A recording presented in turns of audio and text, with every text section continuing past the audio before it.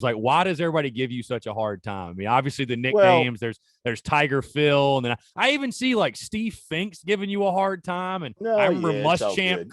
Muschamp snapping on you after the Clemson game. I'm like, what is Yeah, Phil doing to people? Like, yeah. what's going on? Clemson fans call me Corn Coot. Um, Gamecock fans call me Tiger Phil. And yeah, that the Tiger Phil handle has sort of been passed down from football coach to football coach, I think. It's just because I'm not, you know, I'm not, owned by either one. Right. You know, Right. I'm not. You're doing your job when both sides have a nickname for you. I will say. Yeah. I mean, I cover them both, and I'm not, I'm not afraid to to ask what I think are tough questions. Yeah. Maybe not popular questions, and sometimes questions that coaches don't want to hear or answer, right, whatever. But I always try to ask questions that I think the audience wants to hear, that audience wants answers for.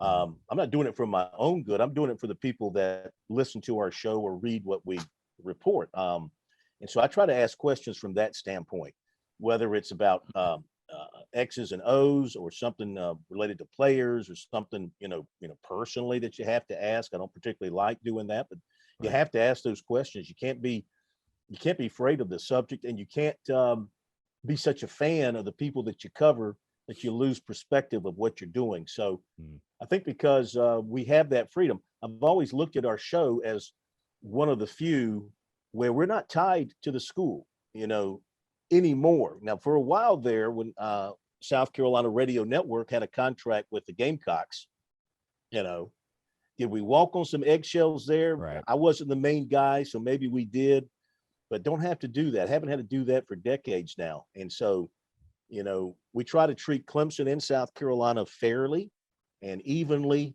and honestly. And so, yeah, we kind of get the zingers both ways. I take them as it's a badge of honor to have those names, I guess, because if you're getting under the skin of people from the media standpoint, then you are, I think, doing your job. You're just not being that little fanboy that I just can't tolerate with some of the situations we have in media settings today.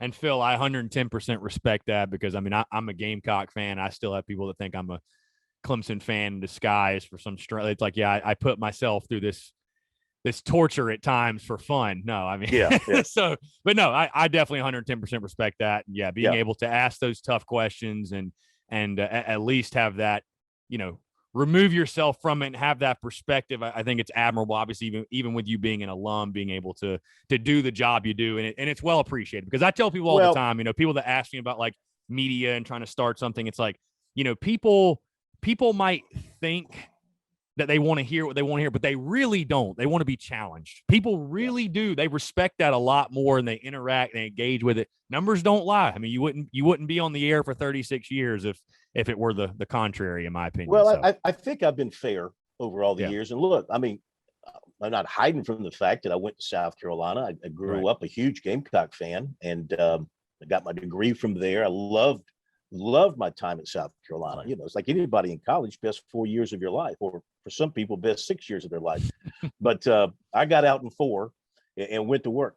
But I knew that if I was ever going to become anything respected in my work, and that's what we all want, is to be respected. I mean, I could not have any personal feelings involved in what I was doing.